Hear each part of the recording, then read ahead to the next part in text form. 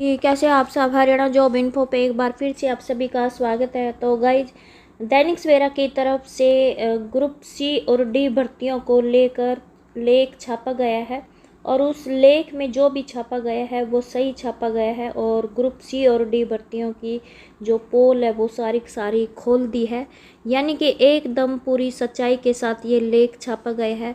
तो क्या है पूरी अपडेट, क्या है मामला, ये आपको इस वीडियो में देखने को मिलेगा। लेकिन गाइस, इससे पहले अगर आप चैनल से पहली बार जुड़े हो तो चैनल को भी ज़रूर सब्सक्राइब करें और वीडियो को भी लाइक और कमेंट करना ना भूलें। तो जान लेते हैं हरियाणा की जो सरकारी नौकरियों को लेकर लेख छापा गया है। तो ये है आज की अपडेट जो आई हुई है अखबार में कि हरियाणा की सरकारी नौकरियां 2019 बनाम 2024। तो गलियारे में गाई सबसे ज़्यादा जो आजकल चर्चा चली हुई है वो है बेरोजगार पात्र युवा में जो सरकारी भर्तियां को लेकर चर्चा हो रही है।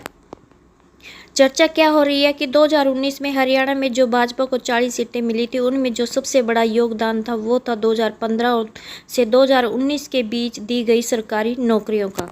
तब भारत भूषण भारती हरियाणा कर्मचारी चयन आयोग के चेयरमैन थे। मुख्यमंत्री मनोहर लाल के मिशन मेरिट पर काम करते हुए भारती ने बिना रुके बिना थके सरकारी पदों पर भर्तियां करते रहे।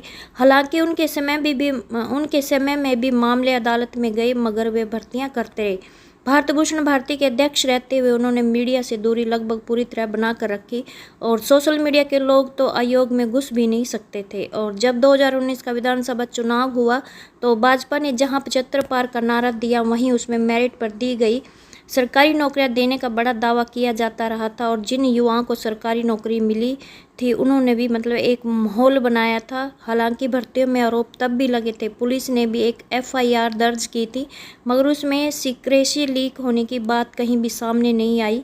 आयोग के जो कर्मचारी पकड़े गए थे वे सिर्फ नंबर देखकर पास उम्मीदवारों से संपर्क करने का तथ्य जांच में सामने आया था। और जनवरी 2019 में तो एक साथ 18,000 से ज़्यादा पदों पर ग्रुप डी की भर्ती हुई थी। इसका यह असर हुआ कि जनवरी 2019 में जींद उपचुनाव में भाजपा जीत गई थी और विधानसभा चुनाव में भी 40 सीट जीत गई थी। और जब भाजपा ने जेजेपी के साथ मिलकर 2019 में गठबंधन सरकार बनाई और मुख्यमंत्री मनोहर लाल ही रहे तो 2019 में अब तक सरकारी नौकरी में भर्ती न होने से युवा उतने ही नाराज़ हो गए।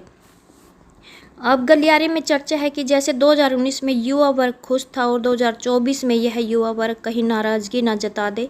गलियारे में यह भी कहा जा रहा है कि भारत भूषण भारती के चेयरमैन पद से हटने के बाद हरियाणा कर्मचारी चयन आयोग में सोशल मीडिया की एंट्री हो गई है। तो ये सीधा सीधा गाइज ये निशाना साधा गया है जो भोपाल सिंह खत्री है एचएसएससी के चेयरमैन, उनको लेकर कि सोशल मीडिया पर आयोग की सूचना पहले ही वायरल हो जाती है और भारती के हटने के बाद अब तक पुरानी भर्तियां ही पूरी हो रही है।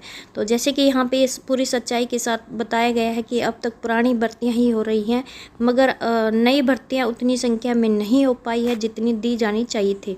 और इसके लिए मुख्यमंत्री मनोहर लाल तो बेवजह अदालतों में केस दायर करने वाले लोगों को मानते हैं मगर गलियारे में ये चर्चा है कि मुख्यमंत्री को ये जानकारी सही नहीं दी जा रही है।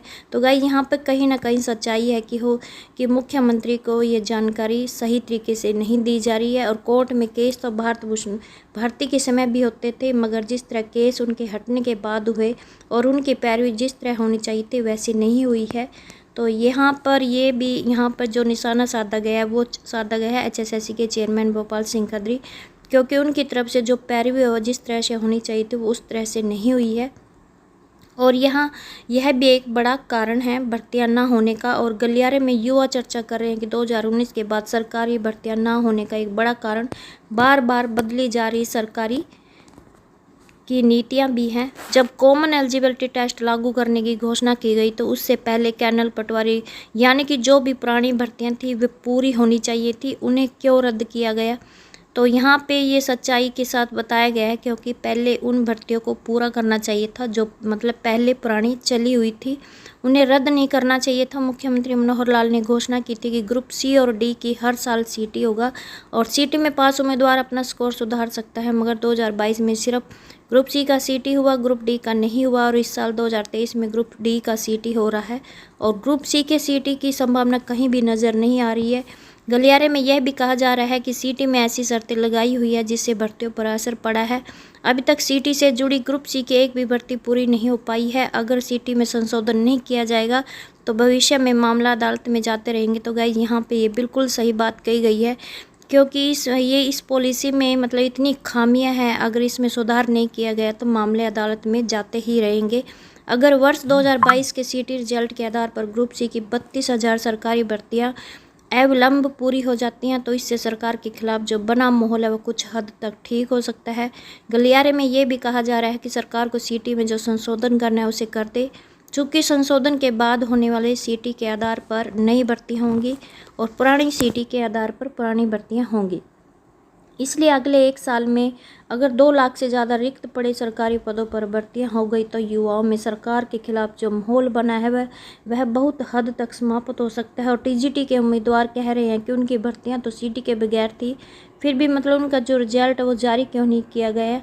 आयोग ने क्यों सही तथ्य अदालत में नहीं बताए, स्कूल शिक्षा विभाग ने क्यों पैरवी नहीं की है, यहाँ पे ये भी सही कहा गया है। और इसी तरह ग्रुप सी के 32,000 पदों की भर्ती पूरी करने के लिए सामाजिक आर्थिक मानदंड के अंक देने से पहले वेरिफिकेशन क्यों नहीं कराई गई। और यहाँ पे ये भी कहा गया है कि गलियारे में पूछा जा रहा है कि क्या अदालत में उम्मीदवारों की एक तरफ से अपना हक के लिए केस नहीं किया जा सकता। सरकार के पास इतना बड़ा तंत्र होता है तो अदालत में वह तंत्र क्यों सक्रिय नहीं हो पाता है। और इसके साथ ही कहा गया है क्या उसका कोई रोल नहीं होता। गलियारे में कहा जा रहा है कि मुख्यमंत्री मनोहर लाल यह भी जांच कराए कि आखिर ये भर्तियां क्यों फंसी हुई है। अकेले ये कह देने की भर्ती रोको गैंग अदालत में जाकर स्टे ले आता है सही नहीं होगा। तो यहाँ पे ये सही बात कही गई है, क्योंकि ये कहने से काम नहीं चलेगा कि भर्ती रोको गैंग अदालत में जाकर स्टे ले आता है। तो मुख्यमंत्री को इसके लिए जाँच करानी चाहिए कि ये भर्तियां क्यों आखिर मतलब क्यों फंसी हुई है। और गलियारे में कहा जा रहा है कि इस देरी के लिए जवाबदेही तय करनी चाहिए। अदालत में जाने का हक सभी को है और किसी को भी रोका नहीं जा सकता, आगे भी नहीं रोका जा सकता, क्योंकि ये सबका हक है। और सरकार और एचएसएससी अपना तंत्र मजबूत करे। तो यहाँ पर सरकार और एचएसएससी पर सीधा निशाना साधा गया है कि एचएसएससी और सरकार को अपनी गलतियाँ दूसरे पर थोपने की बजाय सबसे पहले अपना तंत्र मजबूत करना चाहिए। तो गाइज यहाँ पे जो भी छापा गया बिल्कुल सही छापा गया है एचएसएससी और सरकार और उसकी भर्तियों को लेकर। तो गाइज आज की अपडेट यही थी। आई होप आपको ये अपडेट अच्छी लगी। प्लीज़ चैनल को सब्सक्राइब और वीडियो को लाइक करना ना भूलें।